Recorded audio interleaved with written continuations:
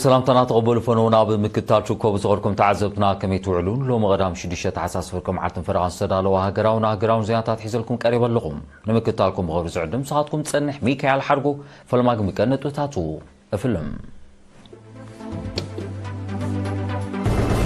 علم لخاو معالت فريان من نتحمد بدرجة هاقر نكالاي جيزيا بحال حالة تذكيرا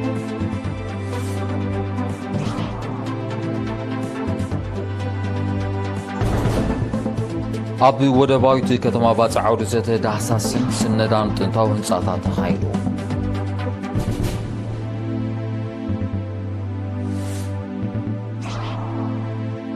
هاماد زوبادو ببنق حاتن ودابن دكان سيون معبايز مسكن سرح كم زعامة مجمجمو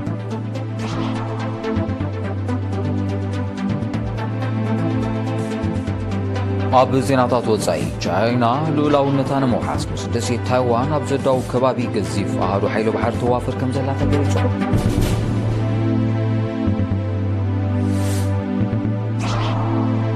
منسترات قدات وصاي روسيان قبصنا بممعبال زمدناتا زوتو كوروناي تليفون زربا كايدو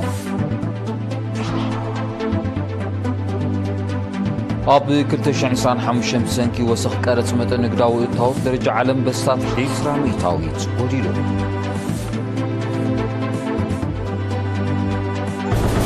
زرزو زينا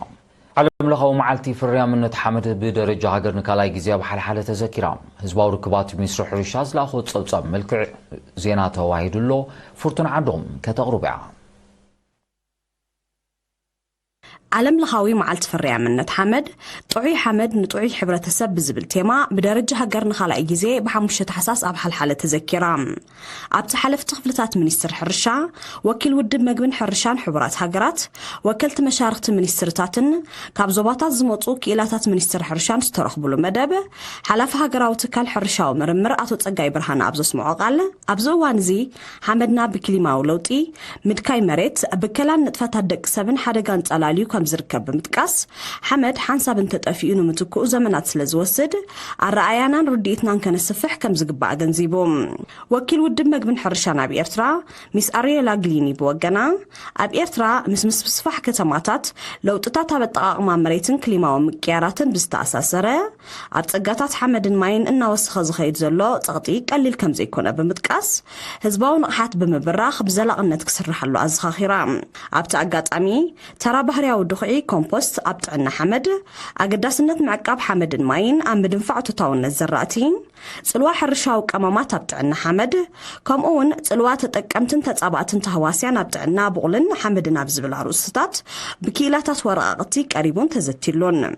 بزي كازي أبسل على زعباتات حبراو زتخكايد كله نعلم لخاو معالت فريان منت حمد زقلت حد أرت فيديوتات كبهريو حرشاز فريا معزاوز تحستو زلو مقبتات كم أون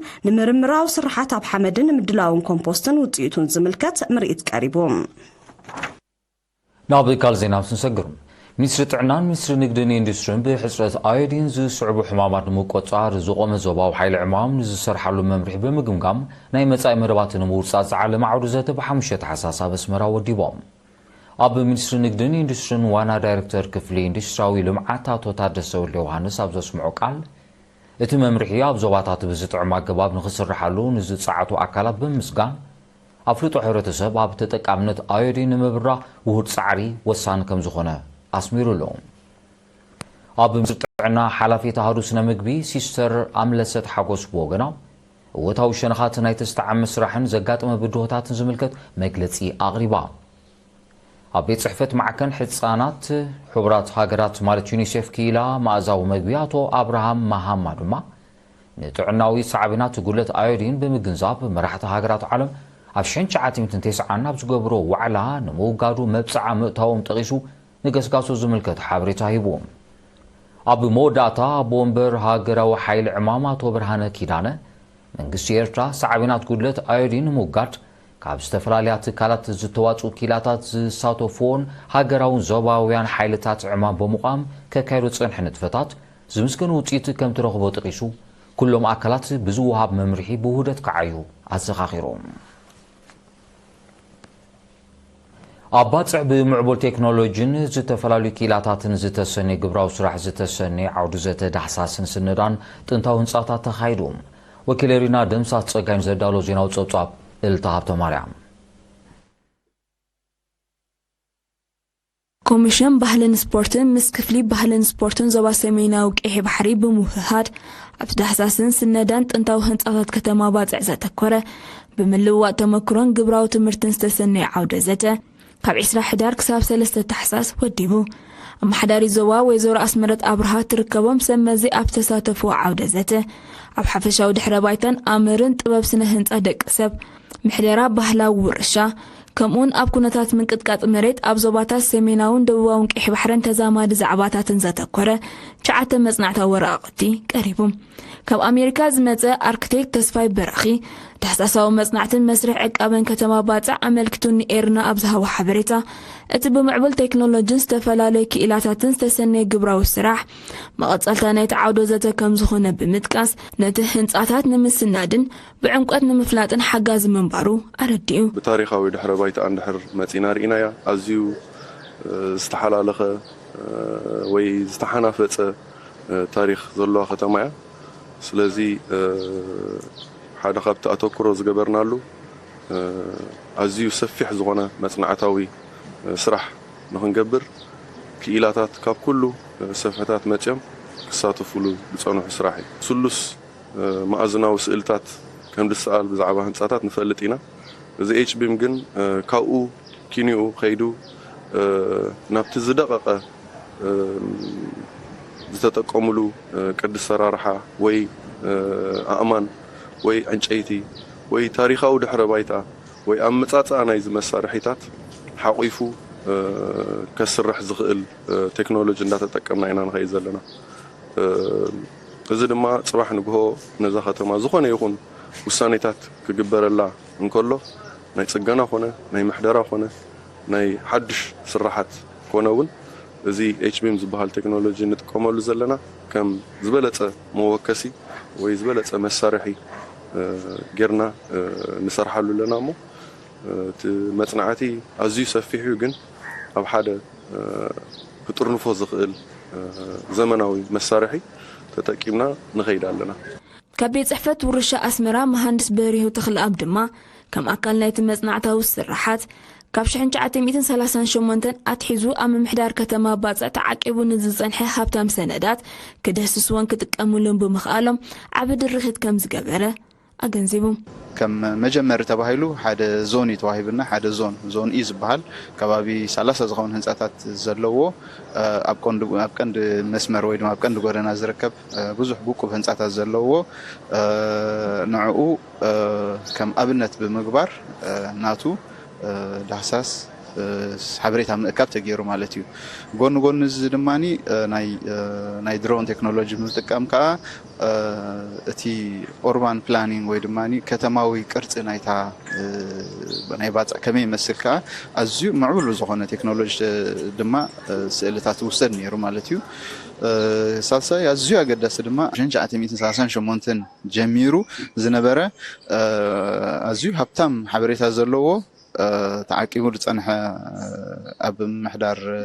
كتما زلو نعوخا نعون دحساس تغيرلو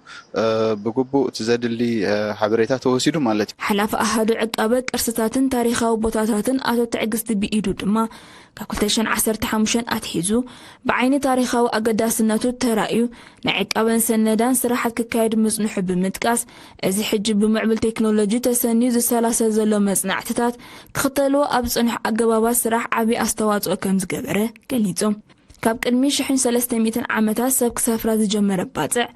ዞባውን ኣህግራውን ኣገዳስነት ዘለዋ ወደብ ኮይና ከም ዝዓበየት ዝገለጸ ካብ ቤተ መዘክር ዞባ ሰሜናዊ ቅሕ ባሕሪ መንእሰዮታም ገዛኢ ምስ ግዜ ኣብ ህንጻታት ዝተረኣየ ምቅያራ ስለ ዘሎ ውህሎ ስርዓተ ሓበሬታ ከም ዝዳሎ ብምግባር ንምጽጋኖም ንዝወጽእ ውጥን ሓጋዝ ምዃኑ ብተወሳኺ ኣረዲኡ جنفر حماد زوبا دوبو مسناي سراح مشاركته بمواد كلنتنا ونقحاتن ودابن دقانسيون معبايس مسكن سراح كم سلاسله بسلسنا 4 تحساسا من دفراب زكايرو عامتو قمقام قليصو ابتي قمقام واخي بحلفتي محبر اب 10 توكلتن زوباتاتن حلفتي بيت صحفه زوبان تساتيف نيرن حلفي جنفر حماد ويزورو سنايتا فورق اب سمعتو قال اب 2025 حد قانسيو زبرخ ኣብ ፖለቲካ ጥዕና ቁጠባ ድሕነትን ማሕበራዊ ርክባትን ዘተኮረ ሰምሮታት ኣብ መላእ ዞባ ደቡብ ከም ተዋሃበ ብምጥቃስ ብዝሒ ምዝጉባት ኣባላት ብኣስታት 5,000 ከም ዝወስኸ ሓቢራ ብዝሒ ተኻፋልነት ደቂ ኣንስትዮ ኣብ ፖለቲካውን ህዝባውን ስልጠናታት ብደረጃ ዞባ ናብ ልዕሊ 300 ምድያቡ ከምኡውን ተሳታፍነትን ተወዳዳርነትን ደቂ ኣንስትዮ ኣብ ማዕዲ ትምህርቲ ብቐጻሊ ዕቤት ምስጋቡ ምርኣያ ናይቲ ዝሰርሕ ዘሎ ንቕሓት ከም ዝኾነ ዝገለጸት ወይዘሮ ሰናይት ዕዉት ስራሕ ንዝዓመማ ኣባላት ኣመስጊና ሓላፊት ቆሬቶም ሓለፍቲ ሃማደ ኣብ ንኡስ ዞባታትን ሓለፍቲ ቤት ጽሕፈት ዞባን በብወገንን ዝተኻየደ ስራሕ ዘንጸባርቕ ጸብጻባት ከቕርባ ከለዋ ዝነበረ ድኻማት ንምፍዋስን ብልጫታት ንምዕቃብን ዝሕግዝ ሓሳባት ኣቕሪበን ብዘይካዚ ኣብ 2025 ብልዕሊ 1.5 ሚልዮን ንልዕሊ 1.5 ሚልዮን ደቂ ኣንስትዮ ዝተሳትፎ ወፈራታት ምዕቃብ ማይን ሓመድን ፅሬት ኣከባቢ ምፅጋን ፅርግያታትን ምክንኻን ሃብቲ ገረብን ከም ተሰላሰለ ከምኡውን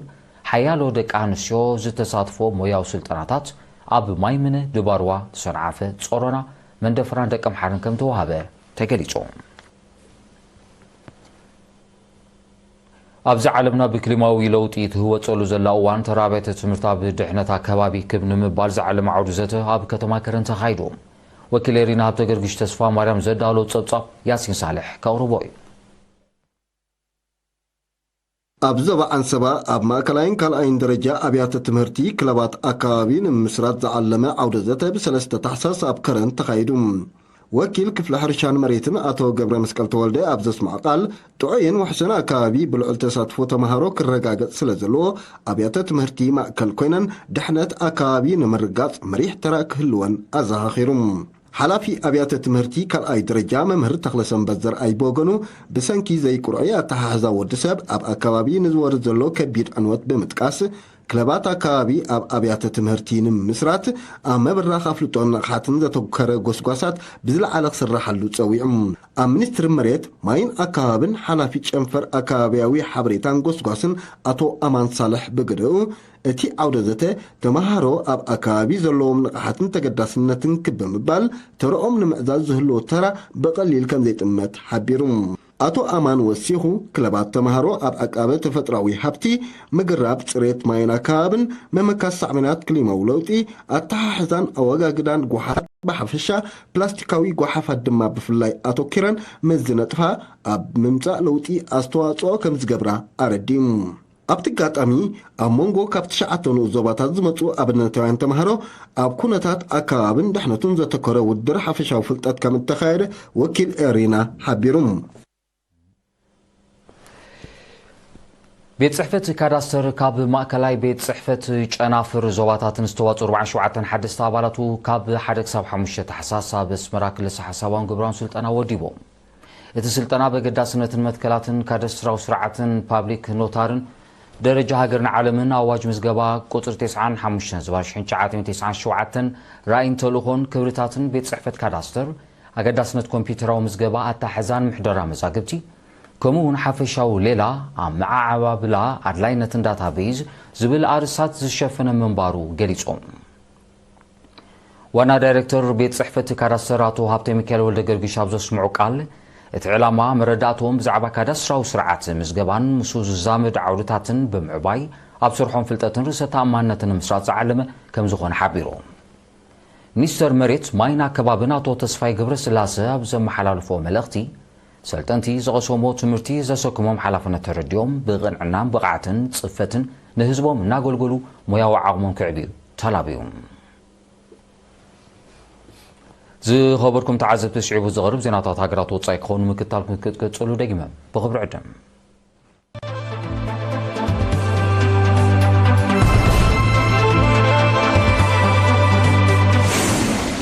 ዜና መሰናዶ ኤርቲቪ ናቐጽለ እዩ ዝኸበርኩም ተዓዘብቲ ስለምክታልኩም ኣዝየ መስግን ዜናታት ወጻኢ ህዝባዊት ሪፓብሊክ ቻይና ልኡላውነታ ንምውሓስ ምስ ደሴት ታይዋን ኣብ ዘዳውብ ከባቢ ገዚፍ ኣሃዱ ሓይሊ ባሕሪ ተዋፍር ከም ዘላ ካብቲ ከባቢ ዝተወፈነ ዜና ሓቢሮም እዚ ዝግለጽ ዘሎ ኣብ ደሴት ታይዋን ዝግበር ግዳማዊ ምትእትታው ንዓበየ መጽእ ከም ዘሎ ድሕሪ ምቅልሕ እዩ በዚ ድማ እቲ ወታደራዊ ተልእኾ ነታ ደሴት ከምኡውን ምትእትታው ንዘካየዳ ዘለዋ ሃገራት መልእኽቲ ንምትሕልላፍ ምዃኑ ብኣግኡ ይግለጽ ቻይና ኣብ ልዕሊ ደሴት ታይዋን ወታደራዊ ስጉምቲ ምስ እትወስድ ጃፓን ብስቕታ ከም ዘይትዕዘቦ ኣብ ዝሓለፈ ቀረባ ግዜ ድሕሪ ምግላጻ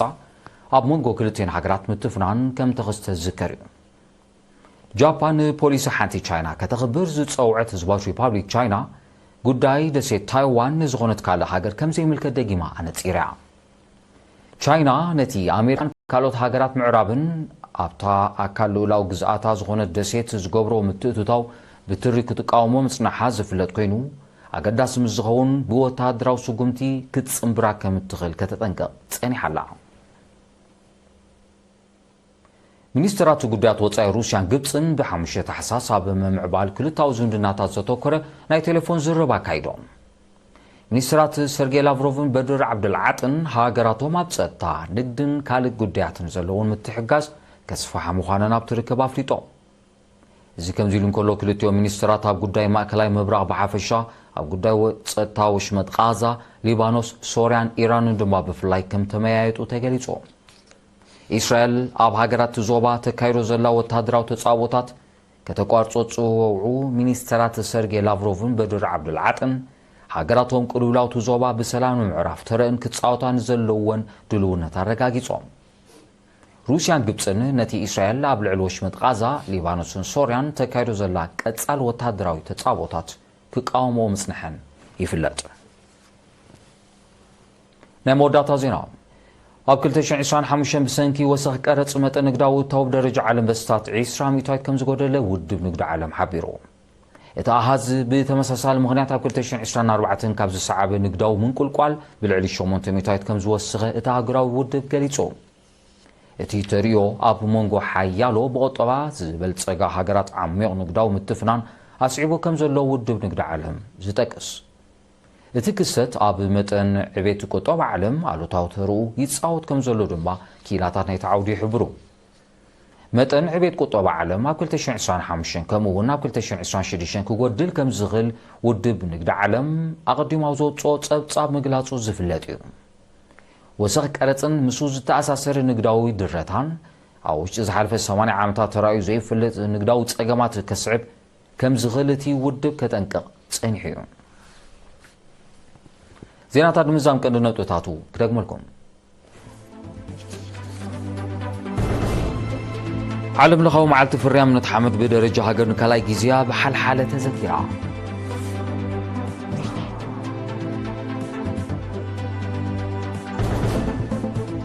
ኣብ ወደባዊት ከተማ ባፅዕ ዓውዲ ዘተ ዳህሳስን ስነዳን ጥንታዊ ህንፃታት ተኻይዱ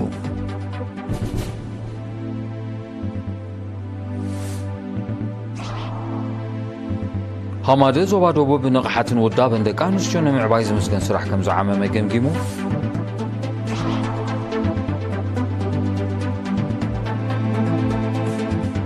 ኣብ ዜናታት ወጻኢ ቻይና ልኡላውነታ ንምውሓስ ምስሪ ደሴት ታይዋን ኣብ ዘዳው ከባቢ ገዚፍ ኣህዱ ሓይሊ ባሕሪ ተዋፍር ከም ዘላ ተገሊጹ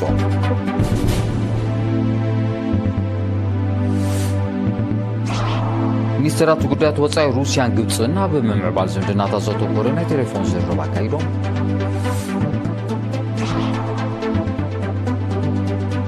ኣብ 2025 ብሰንኪ ወሰኽ ቀረጽ መጠን ንግዳዊ እታዊ ደረጃ ዓለም በስታት 20 ጎዲሉ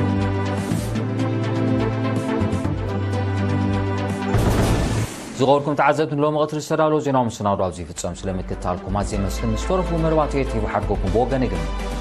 ሰላም